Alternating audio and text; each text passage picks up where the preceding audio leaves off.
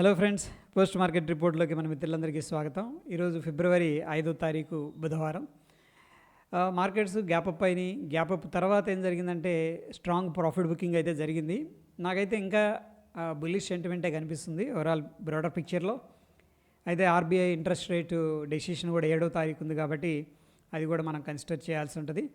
ఈలోపు sector performance అనేది చూసుకున్నట్లయితే మీడియా, ఎంటర్టైన్మెంట్ కానీ, metals, oil and gas, energy, PSU, health care వీటిలో ఏంటంటే స్ట్రెంత్ అనేది కనిపించింది. Construction, consumer goods, Nifty, consumer durables నిన్నో మొన్నో సిగ్నిఫికెంట్గా రైజ్ అవ్వడం జరిగింది. బట్ అగైన్ వాటిలో కొద్దిగా ప్రాఫిట్ బుకింగ్ అయితే జరుగుతుంది. ఎందుకు ఇలా జరిగింది? మరి కన్జంప్షన్ బాగుంది, మధ్యతరగతి వాళ్ళకి ట్యాక్స్లు కొంత బెనిఫిట్ ఉందా అని చెప్పేసి అంటున్నారు. అని చెప్పేసి అంటే ఇదంతా రిఫ్లెక్ట్ అవ్వడానికి చాలా టైం పడుతుంది కదా. సో ఈరోజే అయిపోదు. ఓకే, ఇది రావాలి. అండ్ ఫైనాన్షియల్ ఇయర్ 2025, 2026 అది అంటే మార్చి తర్వాత ఈ కొత్త సిస్టమ్ అనేది అప్లికేబుల్ అవుతుంది. సో అనేది జరగాలి. అండ్ ఏదైతే ఎక్స్పెక్ట్ చేసినామో దాని యొక్క రిజల్ట్ అనేది రావడానికి కొద్దిగా టైం పడుతుంది.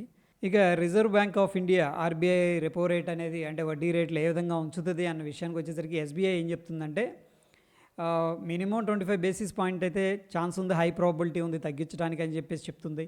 At the same time 75 basis points తగ్గించడానికి కూడా ఆస్కారం ఉంది. ఎందుకంటే మనకంటే యూఎస్ వాళ్ళు 2 సార్లు రేట్ కట్ చేసినా ఇండియా ఏంటంటే రేట్ కట్ చేయలేదు. జనరల్గా యూఎస్ని ఫాలో అవుతుంటుంది హిస్టారికల్గా మనం అబ్జర్వ్ చేసినట్టయితే. ఓకే, ఇన్ఫ్లేషన్ని దృష్టిలో పెట్టుకొని రేట్ కట్లు అనేది చేయలేదు కాబట్టి ప్రాబ్లీ అట్లీస్ట్ నాకు తెలిసి 50 బేసిస్ పాయింట్ అయితే చేస్తుందని చెప్పేసి అనిపిస్తుంది. సో చేసిందంటే డెఫినెట్గా నాన్ బ్యాంకింగ్ ఫైనాన్షియల్స్ కంపెనీస్ కావచ్చు, బ్యాంక్స్ కావచ్చు పాజిటివ్గా ఉండే అవకాశం ఉంది. ఇక అసెట్స్ మేనేజ్మెంట్ చేస్తున్న కంపెనీలు ఉన్నాయి కదా, ఏఎంసీ కంపెనీస్. కొటాక్ ఏం చేసిందంటే అప్గ్రేడ్ చేసింది అనమాట. సో ఇది పాజిటివ్గా హెచ్డిఎఫ్సి ఏఎంసీ కానీ, నిప్పాను, యూటీఐ, క్యాంప్స్ ఇవన్నీ కూడా ఈరోజు సిగ్నిఫికెంట్గా రైజ్ అవ్వడం అనేది జరిగింది. అయితే ఫ్రెండ్స్, ఇక్కడ రూపీ అనేది వీక్గా ట్రేడ్ అవుతుంది. డాలర్ ఇండెక్స్ స్ట్రెంత్ అనేది కనబరుస్తుంది. ఎనీహౌ కన్జ్యూమర్ స్టాక్స్ ఏవైతే ఉన్నాయో అవి కూడా ఈరోజు సిగ్నిఫికెంట్గా డ్రాప్ అయినట్టు తెలుస్తుంది. ఇక friends, page industries Q3 results అయితే బాగానే ఇచ్చింది. 35% నెట్ ప్రాఫిట్ అనేది ఇంక్రీజ్ అవ్వడం జరిగింది. ఒక్కొక్క షేర్కి ₹150 డివిడెండ్ అనేది కూడా ప్రకటించడం జరిగింది. అయితే ఫ్రెండ్స్, ఇక్కడ ఏంటంటే కంపెనీ యొక్క నేను డీప్గా అనాలిసిస్ అనేది చేయట్లేదు. అంటే ఏ సెగ్మెంట్ నుంచి వీళ్ళకి ఎంత ప్రాఫిట్ వచ్చింది, అండ్ వీళ్ళకున్న కాంపిటేటర్స్ ఎవరు, నెక్స్ట్ వీళ్ళకున్న ఛాలెంజెస్ ఏంటి, ఇవన్నీ కూడా మనం కన్సిడర్ చేసుకొని ఇన్వెస్ట్మెంట్ చేయాలి. సో ఓన్లీ మనకి ఇక్కడ రిజల్ట్స్ బాగున్నాయా లేవా అన్న దాన్ని బేస్ చేసుకొని మాత్రం మనం ఇన్వెస్ట్మెంట్ చేయకూడదు. ఎందుకంటే మనం ఇన్వెస్ట్ చేస్తున్నామంటే డెఫినెట్గా గ్రోత్ ఉండాలి, ఎక్స్పాండ్ అవ్వాలి. అండ్ నెక్స్ట్ ఏంటంటే ఆ బిజినెస్ అనేది కాంపిటీషన్ తట్టుకొని ముందుకు వెళ్ళాలి. సోన్ పారామీటర్స్ని మనం కన్సిడర్ చేసుకుంటాం. At the same time valuations కూడా చూస్తాం అనమాట. అంటే రిలేటివ్గా చీప్గా ఉందా, ఎక్స్పెన్సివ్గా ఉందా, ఈ వేరియస్ పారామీటర్స్ని మనం కన్సిడర్ చేసుకొని ఇన్వెస్ట్మెంట్ అనేది చేయాలి. సో అందుకని ఏంటంటే ఇక్కడ వాళ్ళు నెట్ ప్రాఫిట్, జనరల్గా రెవెన్యూ, ఈ బేసిక్ అనమాట. ఇవి బాగుందంటే బాగా ఇచ్చారని చెప్పేసి అటువంటి కంపెనీస్ అన్ని మనం వాచ్ లిస్ట్లో పెట్టుకొని మంచి రిజల్ట్స్ ఇచ్చిన కంపెనీలు దెన్ ఏంటంటే అగైన్ ఫండమెంటల్ అనాలిసిస్ మనం చేయాల్సి ఉంటుంది. ఇక hero motor Corp Q3 preview అనేది మనం తీసుకున్నట్టయితే ప్రాబ్లీ డొమెస్టిక్ ఏదైతే డిమాండ్ ఉందో అది తక్కువగా ఉంటుందని చెప్పేసి తెలుస్తూ ఉంది. అయితే భారతీయ ఎయిర్టెల్ వీళ్ళ యొక్క నెట్ ప్రాఫిట్ కూడా ఏంటంటే డబుల్ అయ్యే అవకాశం ఉంది. ఎందుకంటే టారిఫ్ అనేది ఇంక్రీజ్ చేశారు కాబట్టి. సో ఆ యొక్క పర్టికులర్ స్టాకు చాలా సిగ్నిఫికెంట్గా స్ట్రాంగ్గా కనిపిస్తుంది. నెట్ ప్రాఫిట్ పరంగా కానీ, రెవెన్యూ పరంగా కానీ మంచి రిజల్ట్స్ అయితే ఇచ్చే అవకాశం కనిపిస్తుంది.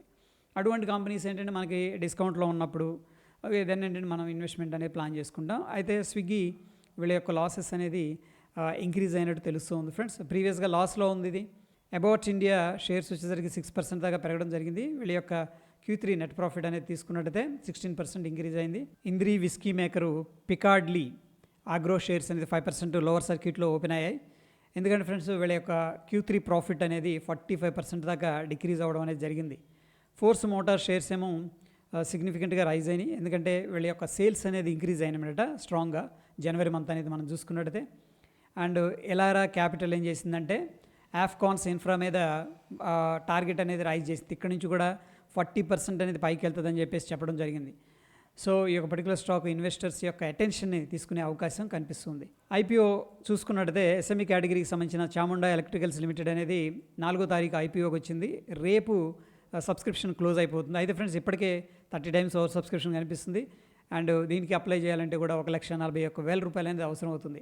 So based on the subscription అయితే చాలా స్ట్రాంగ్గా కనిపిస్తూ ఉంది. ఎస్ఎంఈ కేటగిరీకి సంబంధించిన యామ్విల్ హెల్త్ కేర్ లిమిటెడ్ అనేది 5వ తారీఖు అంటే ఈరోజు బిడ్డింగ్ ఓపెన్ అయిపోయింది. మనం సబ్స్క్రైబ్ చేసుకోవచ్చు కావాలంటే. బట్ ఏంటంటే అండర్ సబ్స్క్రిప్షన్ కనిపిస్తుంది ప్రస్తుతానికి. అయితే దీనికి అప్లై చేసుకోవాలంటే 1,26,000 రూపాయలు అనేది అవసరం అవుతుంది. ఇక ఎస్ఎంఈ కేటగిరీకి సంబంధించిన కెన్ ఎంటర్ప్రైజెస్ లిమిటెడ్ అనేది కూడా ఐపీఓకి వచ్చింది ఫ్రెండ్స్. అయితే 7వ తారీఖు క్లోజ్ అవుతుంది. ఆల్రెడీ 1.85 టైమ్స్ ఓవర్ సబ్స్క్రిప్షన్ కనిపిస్తుంది. దీనికి అప్లై చేయాలంటే కూడా 1,12,800 రూపాయలు అనేది అవసరం అవుతుంది. ఇక next solarium green energy limited అనేది 6వ తారీఖు ఓపెన్ అవుతుంది. అంటే రేపు సబ్స్క్రిప్షన్ చేసుకోవాలంటే దీనికి అప్లై చేయాలంటే కూడా 1,08,000 రూపాయలు అనేది అప్రాక్సిమేట్గా అవసరం అవుతుంది. అదేవిధంగా ఎస్ఎంఈ కేటగిరీకి సంబంధించిన రెడీమిక్స్ కన్స్ట్రక్షన్ మెషినరీ లిమిటెడ్ కూడా 6వ తారీఖు అంటే రేపు సబ్స్క్రిప్షన్ ఓపెన్ చేస్తారు. దీనికి అప్లై చేయాలంటే 1,20,000 రూపాయలు అనేది అవసరం అవుతుంది. సో టోటల్గా ఓపెన్ ఇంట్రెస్ట్ ఎలా ఉంది అనేది మనం తీసుకున్నట్టే 6వ తారీఖు అంటే రేపు నిఫ్టీ ఎక్స్పైరీ ఉంది. సో చూద్దాం రెండు కలిపి ఎలా ఉందనేది. ప్రస్తుతానికి 0.92 చూపిస్తుంది. అంటే స్టిల్ ఏంటంటే కొద్దిగా బేరిష్ సెంటిమెంట్ అనేది కనిపిస్తుంది స్లైట్గా. బట్ రేపే కాబట్టి ఇద్దరు కూడా అంటే కాల్స్ పుట్స్ కూడా పోటాపోటీగా సెల్లింగ్ అయితే చేస్తున్నట్టు తెలుస్తూ ఉంది. ఇక బ్యాంక్ నిఫ్టీ విషయానికి వచ్చేసరికి పుట్ కాల్ రేషియో అనేది 0.94 ఉంది. సో ఆల్మోస్ట్ బ్యాలెన్స్డ్గా ఉన్నారని చెప్పేసి చెప్పుకోవచ్చు. But still as per the exact start అయితే స్లైట్ బేరిష్ వ్యూ అనేది కనిపిస్తుంది. సెన్సెక్స్ విషయానికి వచ్చేసరికి పుట్ కాల్ రేషియో 0.75 చూపిస్తుంది. అది ఫ్రెండ్స్ కొద్దిగా ఏటీఎం దగ్గర అగ్రెసివ్గా కాల్స్ అయితే సెల్ చేసినట్టు తెలుస్తూ ఉంది. ఇక చార్ట్ అనేది మనం తీసుకున్నట్లయితే ఇండియా విక్స్ అనేది 0.46% అనేది ఇంక్రీజ్ అయింది. స్లైట్గా వోల్టాలిటీ అనేది ఇంక్రీజ్ అయిందని చెప్పేసి చెప్పుకోవచ్చు. ఇక Dow Jones industrial average futures అయితే సైడ్ వేస్లోకి వెళ్ళిపోయాయి. అంటే డాలర్ ఇండెక్స్ అండర్ ప్రెషర్లో ఉన్నట్టు తెలుస్తుంది. అండ్ ఈరోజు ఏంటంటే నిఫ్టీ 42,800 రౌండ్ నెంబర్ ఎప్పుడైతే టచ్ అయింది ఇమీడియట్గా ప్రాఫిట్ బుకింగ్ అయితే జరిగింది. సో ఫ్రెండ్స్ జనరల్గా ప్రాఫిట్ బుకింగ్ జరిగినాక ఏం జరుగుతుందంటే కొద్దిగా కూల్ ఆఫ్ అయ్యి ప్రాబ్లీ మళ్ళీ ట్రెండ్ కంటిన్యూ అయ్యే అవకాశం ఉంది. దాన్నే మనం ఏమంటామంటే ఇక్కడ కన్సోలిడేషన్ లేదా ఇటువంటిప్పుడు ఫ్లాగ్ ప్యాటర్న్స్ అనేది కనిపిస్తాయి అన్నమాట. ఇలాగా ఓకే ఎనీహౌ ఒక సైడ్ వేస్ మార్కెట్ అనుకోవచ్చు ప్రస్తుతానికి. అండ్ బ్యాంక్ నిఫ్టీలో అయితే డోజీ ఫార్మేషన్ జరిగింది. సెన్సెక్స్లో కూడా మనకి ఏంటంటే హైయర్ లెవెల్స్లో ప్రాఫిట్ బుకింగ్ అయితే జరిగింది. సో చూద్దాం మనకి లోవర్ లెవెల్స్లో లైక్ ఫిబొనాకీ అనేది డ్రా చేసుకున్నాం అనుకోండి. ఫర్ ఎగ్జాంపుల్ నిఫ్టీ విషయానికి వచ్చేసరికి నిన్న 50% రిట్రేస్మెంట్ లెవెల్ దగ్గర సపోర్ట్ అయితే తీసుకుంది. ఇక్కడ లో నుంచి ఈ యొక్క స్వింగ్ హైకి మార్క్ చేస్తే 23,200 ఎప్పుడైతే వచ్చిందో ఇమీడియట్గా బాయర్స్ అనే వాళ్ళు యాక్టివేట్ అయ్యారు. సో ఈ స్వింగ్ నుంచి మనం హై కూడా డ్రా చేసుకొని ఆ యొక్క ఇంపార్టెంట్ సపోర్ట్ లెవెల్స్ అయితే మార్క్ చేసుకోవచ్చు. సో ఫ్రెండ్స్ మనకి 7వ తారీఖున ఆర్బీఐ మీటింగ్ ఉంది. సో ప్రాబబ్లీ మనకైతే minimum 25 basis points max 75 basis points అనేది ఎక్స్పెక్ట్ చేస్తూ ఉంది స్ట్రీట్ అనేది.